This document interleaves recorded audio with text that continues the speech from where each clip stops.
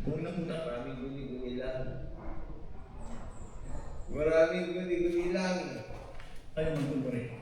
Alam naman ng buong bansa na nagkakarakit sa mga proyekto. Ano yung sa flood control? Tanungin mo yung mga nandiyadyaan sa House of Representatives. Lalo yung mga congressman na yan. Ang dami-dami nagbibigay ng pondo dyan sa flood control. Tapos, walang pinapatay yung flood control. O kaya may pinapatay yung flood control, sabi ka. Ano ipapakita ko sa inyo na flood control na linabas sa social media. Yung flood control na yun, mga kabatas natin, magkanda ba? May presyo, okay? May presyo, merong pinatayo,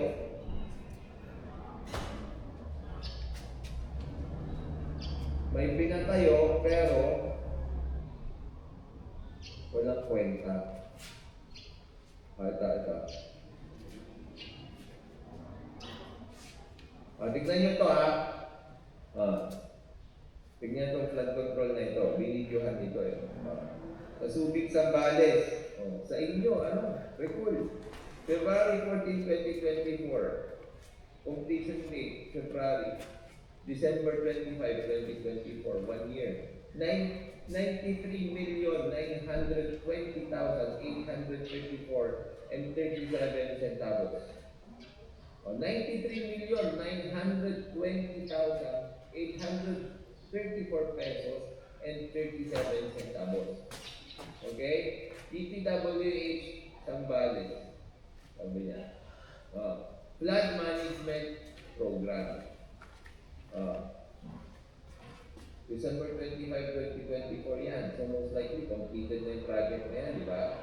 Papakinggan niyo yung video ha.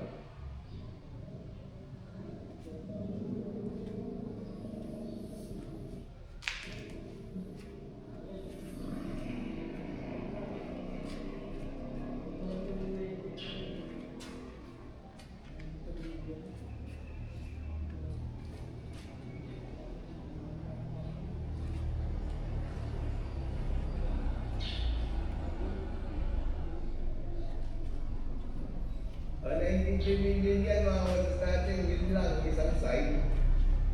Tapos,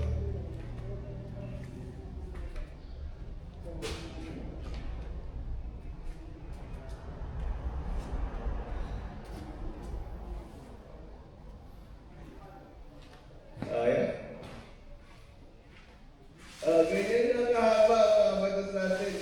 93 million yan, ganyan kahaba, ilan yan? Wala pa 100 meters mga kabatas natin. Wala pa siguro 50 meters yan. Okay? 93 million. Tapos one side lang. One-sided. Bias to. Bias to. One-sided mga kabatas natin. President BBM, tignan nyo ito binidyohan. Binidyohan ng isang TikToker. Sino ba ito? Si Birds Bass. Sabi niya, 93 million Zambales, tambay ito, kayo na umusga. Lalakarin yun, nandun na siya agad sa dulo.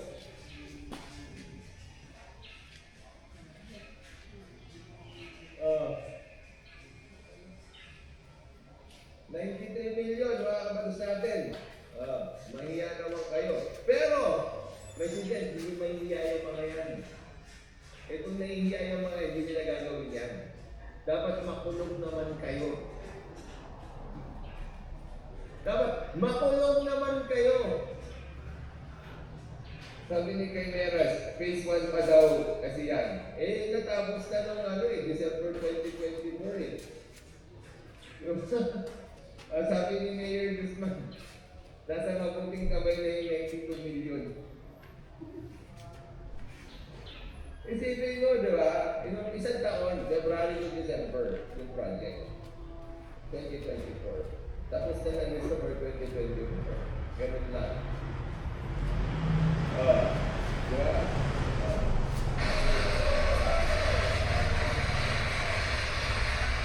Mga kickback, mga initiative, errata, SOP, for the boys. For the Kaya boys. sa mga nakikipagsabwatan upang kunin ang pondo ng bayan at nakawin ang kinabukasan ng ating mga mamamayan.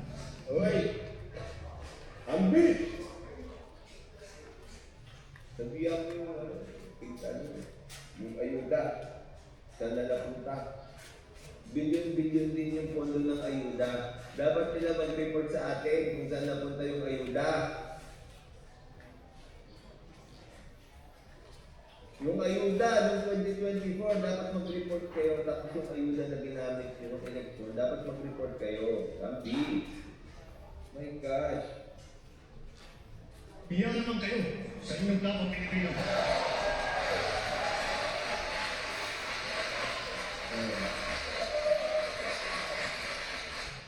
Nangya kayo, yung makulong dapat kayo.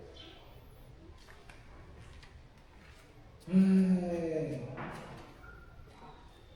Nangya kayo. Ano siya?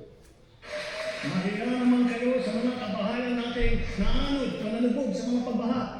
Mahiya naman kayo, lalo sa mga anak natin na magmamana sa mga unang na ginawa ninyo ang binusunod ng kayo. Yan ang gusto ko. Matapang. Sana lang may makulo. Diba? Hindi mahihiya yung mga yan, hindi mo lang hiya yung mga yan. Sabi ni Sid for your protection, kung saan nakita mo yung camera. Kaya nga, di ba? Oh.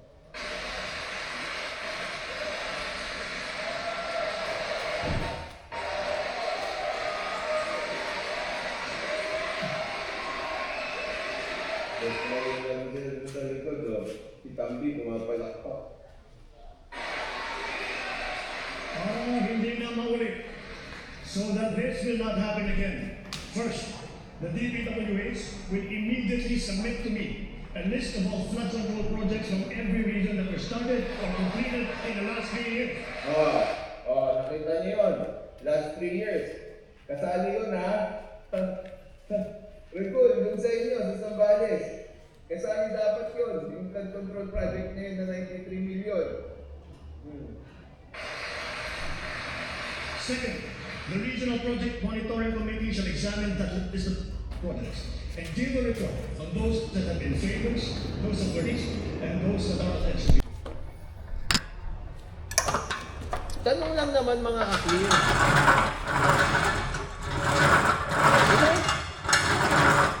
Ano tayo aatin bilang isang bayan?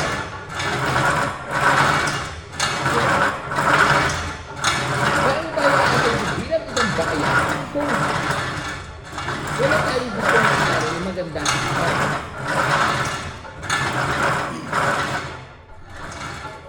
Tignan nyo nga sa sarili nyo, ano ba ang gusto nyo mangyaring maganda? Yung mga anti-BBM, yung mga DDS, isipin nyo ano yung gusto nyo mangyaring maganda? Iuwi si Duterte. Napaka-personal nga yun. That only will benefit the Duterte family. Oh, sige nga, ano yung gusto nyo mangyaring maganda? Ilagay nyo nga dito sa sa comment section. Hindi ba maganda ito na panagutin yung mga korap? Na ipapublish niya at makikita natin kung ano yung mga ginagawa?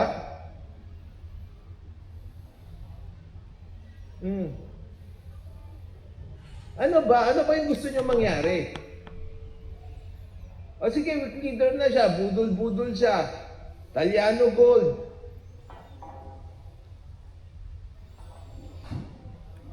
Sige, masama na yung ginawa niya yung last 3 years. So hayaan na lang natin na ganon. Dire-diretso na lang na masama para ma-validate yung inyong mga sinasabi. Ito si Nicole. Nag-aamon yan. Bardagulan tayo dito sa Discord.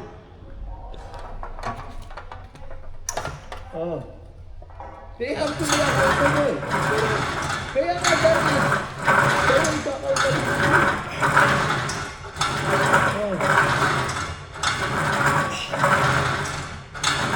Ganyan ko yung ganyan. Binoto mo yung hindi ko.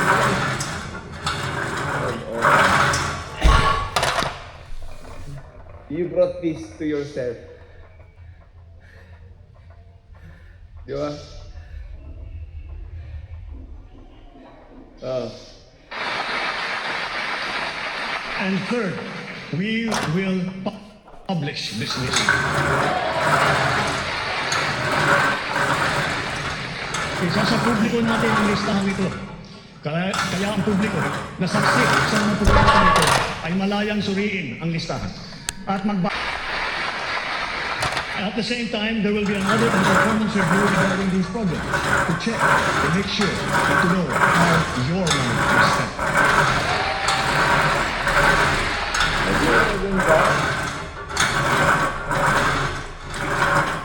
Antayin natin yun. Sa mga susunod na buwan, makakasuhan ang lahat ng mga lalabas na may sala mula sa investigasyon. Pati po Hindi ba maganda yun? Makakasuhan daw sila. na ang mga kasabwat na kontratista sa buong bansa. Oh. Sabi ni Lea Fe, lagyan ng dapat ng timeline yan, hindi puro imaginasyon. Ang linaw naman yan ng mga congressman na humawak ng budget. Doon pa lang dapat kinausap niya na si Speaker na huwag niya pamunuan ng Congress. Wala na, nagbotohan nga sila. Kayo naman bumoboto sa mga yan eh. Pero tignan niyo, may timeline naman. Ng lahat ng mga lalabas na may sala mula sa investigasyon. Pati na ang mga kasabwat ng Yun, may timeline. sa mga susunod na buwan. Sa mga susunod na buwan, yun yung timeline. No? Kakasuhan ang lahat ng mga lalabas na may sala mula sa investigasyon. Pati na ang mga kasabwat na kontratista sa buong bansa. Oh. Thermal status. Moderate throttling.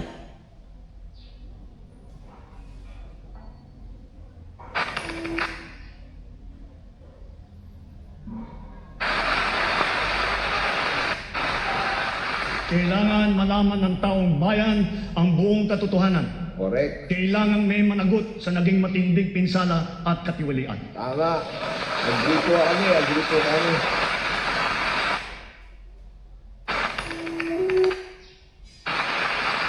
Therefore, for the 2026 national budget, Yes, this is what I want to hear. At saka mga kabatas natin ha, darating na yung next in line doon sa magiging kaso sa Supreme Court na kaabang-abang yung 2025 budget. Okay? Maraming umaalma dito sa budget na ito kasi hindi nila maintindihan kung paano tumatakbo yung budget. Ngayon na pag-aralan ko na ito, papaalala ko ngayon kung paano mangyayari ito sa inyo. Okay? I will return any proposed general appropriations bill that is not fully aligned with the national expenditure program. Okay, nagsalita dito si Chief Escudero, di ba? Sabi niya kasi, I will return. Okay? Ibabalik niya mga kabatas natin kung ano yung mga nasa budget na hindi aligned sa national expenditure program. Which is tama. Dapat yon, di ba? Ano ba yung definition dapat ng fully aligned dito? Okay? Ang definition dapat dito ng fully aligned mga kapatid natin, lahat talaga dapat kasi ng mga item na popondohan galing sa National Expenditure Program. Okay. Ano ang kapangyarihan ng Senado at ng House of Representatives? Anong kapangyarihan ng Congress? Pwede nila lipat-lipat din natin. Pero hindi sila pwede magawa ng bago nila.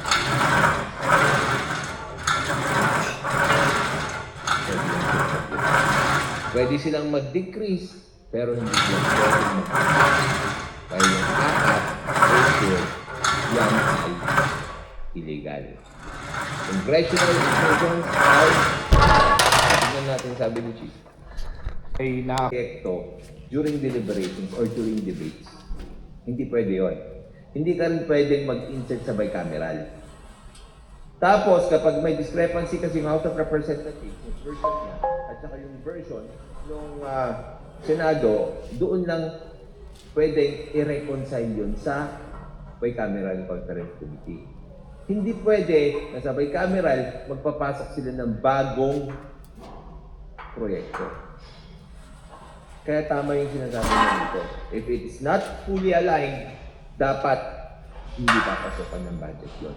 Ang ginawa niya kasi, at inamin niya naman dito nung last time, no, nung 2025, binawasan niya lang yung mga hindi fully aligned. Pero ngayon daw, hindi niya na daw papayagan.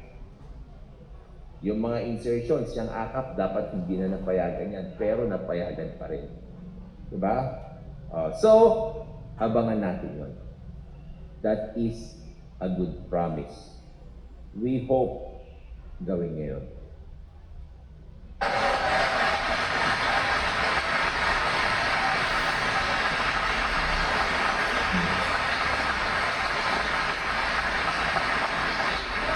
And further, I am willing to do this even if we end up with a reenacted budget. Dapat yun ang ginawa nung last time. Para yung budget na nung nakaraan ang pumasok. Pero dito, siyempre, pag pumasok na naman yung budget nitong 2025, kadiri itong budget ng 2025 na ito. Hindi ko aaprubahan ang kahit anong budget na hindi alinsunod sa plano ng gobyerno para sa sambayan ng Pilipino. Ganun naman talaga dapat eh. I hope he will actually have the balls to implement this. This is very nice. Never miss a story, unlock. Okay, yun, never miss a story. Kayo naman, nagpa-publish lang kayo. Maraming salamat mga kabatas natin. May isa pa tayo. Ano pa yung pang-last natin? Yung pang-last natin ilalagay dyan. Yung kay yung isabong. Yung isabong mga kabatas natin. Okay, yung isabong sa plenaryo. My gosh, di ba? Ito ba ang dahilan kung bakit walang content si PBBM tungkol sa sugal doon sa kanyang SONA? Maraming salamat mga kabatas natin. At syempre, ito yung lagi sinasabi, matulog po tayo ng mahimbing dahil alam natin, dahil natutulog ng mahimbing hindi tumatalpak. Paalam po pa siya. Magandang araw sa inyo lahat. Ako po si Banat Bay. Ito na nga, mainit ang pag-uusapan natin ngayon patungkol po dito sa lintik na SONA na ito. Ay, nako. Sabi nga ng iba, ang SONA daw ay State of the Nation. State of no accomplishment. Instead of State of the Nation address. Hindi kasi, wala naman daw nangyari. Wala namang pagbabalita. Diba? Ito nga sinasabi natin mga kababayan. Ang ibig sabihin po ng SONA, ibabalita mo sa taong bayan kung ano ang nangyayari sa bayan. Ano ba mga accomplishment? Ano na ba ang pagbabago mula nung nakaraang taon? Mga kababayan, mga wala pong binanggit si PBBM, ang binanggit lang niya ay puro yung pangarap niya. Hindi, yan po ang kanyang paulit-ulit na sinasabi, yung kanyang gagawin pa. Mali po yun. Hindi po ito kampanya. Yan din sinasabi pag sa kampanya, di ba? Di ba, pag ikaw nangangampanya, sasabihin mo, gusto mo ganito ang mangyari sa bayan ko. Gusto mo ba ang bilihin? Gusto maayos ang trapiko. Yan, yun yung gusto mo mangyari. Pangarap mo sa bayan mo, kaya ka tatakbo. Pero mga kababayan, ano ang ginawa sa SONA? Di ba? Iginawang kampanya. Tila lahat ng sinabi niya doon na hindi pagre-report na accomplishment niya. Ang sinabi niya doon ay yung kanyang pangarap. Anak ng weteng, oh. Abay, tulog pa ata itong presidenteng ito, Nangangarap ng nangangarap. Wala ho tayo narinig na pagbabalita. At grabe ho, Alam nyo, nung nakaraang taon, dito ka magtataka nung nakaraang taon mga kababayan, ang kanyang pinagmalaki yung flood control project. Di ba? Ano nangyari? Pagkatapos noon, yun yung last year pagkatapos nung SONA, kinabukasan binaha. Napahiya siya ngayon. Tama, mali. Ngayon, bago naman mag-SONA,